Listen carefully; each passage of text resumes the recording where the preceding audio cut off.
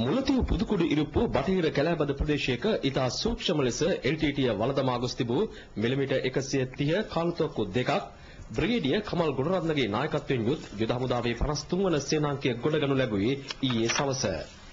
කැලෑවේ ස්ථාන කිහිපයක අඩි 10ක් 12ක් අතර ගැඹුරකින් කාලතුවක්කු කොටස් වළඳමා තිබුණා. කැලෑව තුළ එම ස්ථාන සැකයට බඳුන් නොවන ලෙස වෙනසකින් තොරව පරිසරයේ සකසා තිබුණද ඉදිරියට ගමන් කරමින් සිටි 5 වන විජයබා රෙජිමේන්තුවේ බට පිරිසක් මෙම ස්ථාන හඳුනා ගැනීමට සමත් වුණා. උදළු වලින් සැකසහිත ස්ථානීය හැරීමෙන් පසු අතින් එසවිය හැකි කාලතුවක්කු කොටස් ගොඩගෙන එහි අධික බරකින් යුත් බැරල් ගොඩ ගැනීමට යුද ටැංකි යොදාගත්තා.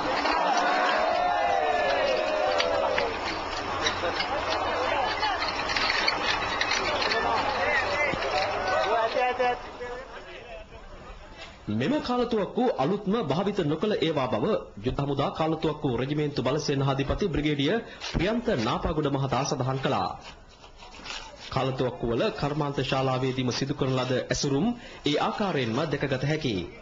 නිෂ්පාදන ඇසුරුම් ඉවත් නොකරන ලද කාලතුවක්කු වළඳමීමේදී එම නිෂ්පාදන ඇසුරුම් වලට උඩින් තවත් පොලිතින් ඇසුරුම් 3ක් සහ ග්‍රීස් ආවරණයක් LTT විසින් යොදා තිබෙනවා.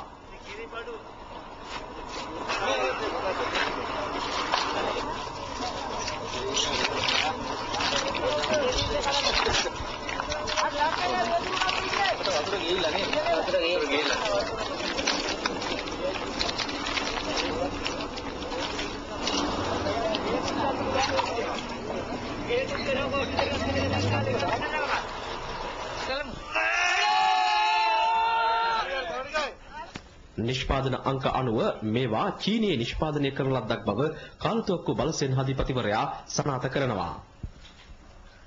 මේ දෙවන කාලතුවක්කුවේ බැරළය ගොඩගත් ආකාරයයි.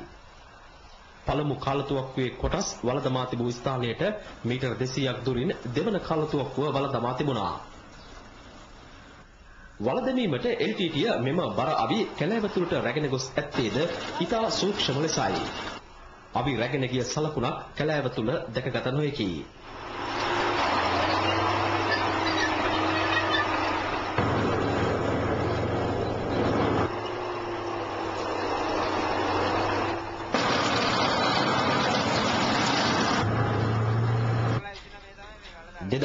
නොවැම්බර් 29 වෙනිදා සහ කණ්ඩායමක නම් කිහිපයක් සඳහන් සටහනක්ද දෙවන කාලතුවක්කු බැරළේ සමග හමු වුණා. එම දිනය කාලතුවක්කු වළඳමු දිනය විය හැකියි.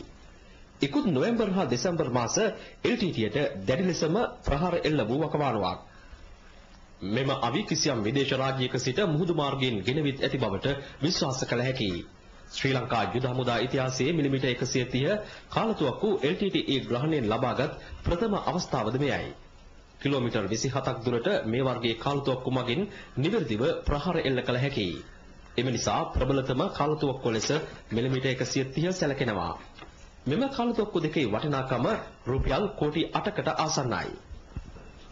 LTTෙන් වන්නේ මෙහිමේදී හමුදාව අත්පත් කරගත් වටිනාම අවි ලෙසද මෙය සඳහන් කළ හැකියි. නැගෙනහිර මුදා ගැනීමේ සටන අවසානයේදීද තොප්පිකල ප්‍රදේශයෙන් මේ ආකාරයෙන්ම LTTය බර අවි වළඳමා තිබියදී හමු වුණා. LTTයේ කාලතුවක්කු අවි මෙවර හමු වූයේ ඉන්පසුවයි. මේ සතිය තුල LTTය වළඳමා තිබූ බර අවි සොයාගත් තුන්වන අවස්ථාවද මෙයයි. මෙම LTTය වර්ධනය කරගෙන සිටි බර අවි ශක්තිය වන්නේ මෙහිමේ ඉදිරියට යන සේනාංක හමුවේ තිබූ ප්‍රධානතම අභියෝගයයි. ඊට මුහුණ දුන් ආකාරයේ සාර්ථකත්වය LTTයේ අලුත්ම බර අවි සවිකිරීමට පවා ඉඩ නොදී ඒවා වළඳමීමට LTTයට සිදුවීමෙන් පැහැදිලි වන බව හමුදාපතිවරයා ප්‍රකාශ කරනවා. LTTය සතු අනෙකුත් කාලතුවක්කු හා බර අවි මේ ආකාරයෙන් වළඳමා හෝ විනාශ කර හෝ ඇති බවට යුද හමුදාව සැකපල කරනවා. මේ වන විට එම අවි සොයමින් සෝදිසි බෙහෙයුම් යුද හමුදාව අත්පත් කරගත් ප්‍රදේශයේ අඛණ්ඩව ක්‍රියාත්මකයි. රූපානේ සමන් කුමාර රාම වික්‍රම පුදුකුඩු ඉරිප්පු බටහිර ප්‍රදේශයේ සිට.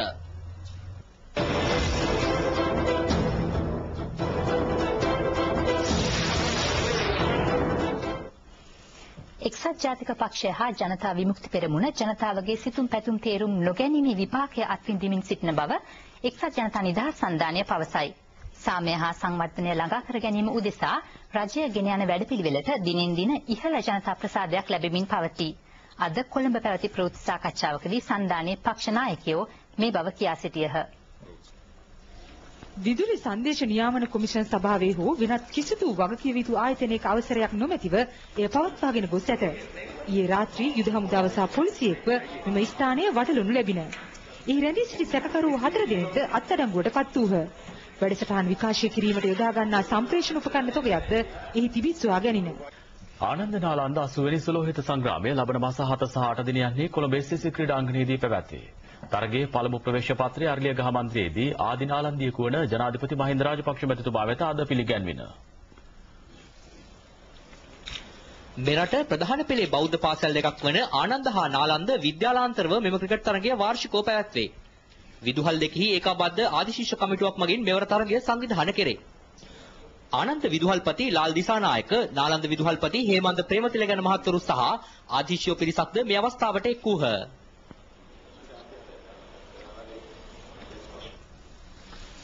මුලතිව් චලේ ප්‍රදේශයට ඇතුළු වී කිසියම් විනාශකාරී ක්‍රියාවකට සූදානම් වූ ප්‍රබල මුහුදු කොටි නායකින් දෙදෙනෙකු මරා දැමීමට යුද හමුදා 55 වෙනි සේනාංකයේ බටපිරිස් සමස් වෙති.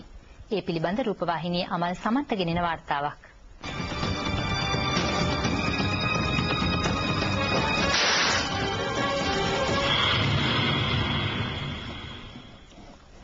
විමසිලිමත්ව රැක සිට මෙම ප්‍රහාරය එල්ල කළේ 8 වන විජේබා පාබල හමුදා රෙජිමේන්තුවේ සෙබළුන් විසින්.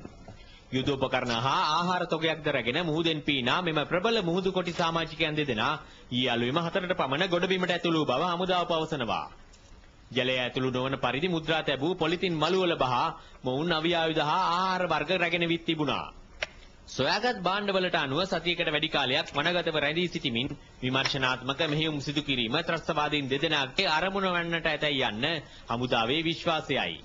භූමියේ නිවැරදි ස්ථානය සොයා ගැනීමේ GPS යන්ත්‍රයක් හා දිශා කෝණය සටහන් වන දුරදක්නයක්ද ත්‍රස්තවාදීන් සතුව තිබී සොයාගත්තා. යුද හමුදා නිලැඳුම් කට්ටල් දෙකක්ද හමු වූ භාණ්ඩ අතර වනවා. චලේ ප්‍රදේශයට ඇතුළු වී හමුදා සෙබළුන් ලෙස වෙස්වලා ගනිමින් සැකයට බඳුන් නොවන පරිදි රැඳී සිටීම මොවුන්ගේ අරමුණ වන්නට ඇති. හමුදා සෙබළුන් ආකාරයටම මෙම මුහුදු කොටි දෙදෙනා කොණ්ඩේ කොටට කපා තිබුණේ කිසිදු සැකයකට පාත්‍ර වීමේ ඉඩක් හෝ නොතැබීමටයි. උසස් හමුදා නිලධාරියෙකුට හෝ කාලතුවක්කු ප්‍රහාර මධ්‍යස්ථාන හෝ අවිකබඩා වැනි වැදගත් ස්ථානයකට පාර දීම මොවුන්ගේ සැලසුම වන්නට ඇතැයි යන්න හමුදාවේ විශ්වාසයයි. මම අද දින උදේ පාන්දර 4ට පමණ තමයි මගේ ඉදිරි ආරක්ෂාවලට බඩපිරිස් දැකලා තියෙන්නේ. ඊට පස්සේ අපි වුන්ව වට කරගෙන හිටියා උදේ වෙනකන්. ඊට පස්සේ උදේ උන්ට පැන යන්න නොදී ප්‍රහාර එල්ල කළොන් අපි විනාශ කරගත්තා. ඒ විනාශ කරගත්තගෙන් ඔවුන්ගේ පරමාර්ථය ඉෂ්ට කර ගැනීමට නොහැකුණා. එයින් අපි ලොකු ජයග්‍රහණයක් ලැබුවා කියලා මම විශ්වාස කරනවා.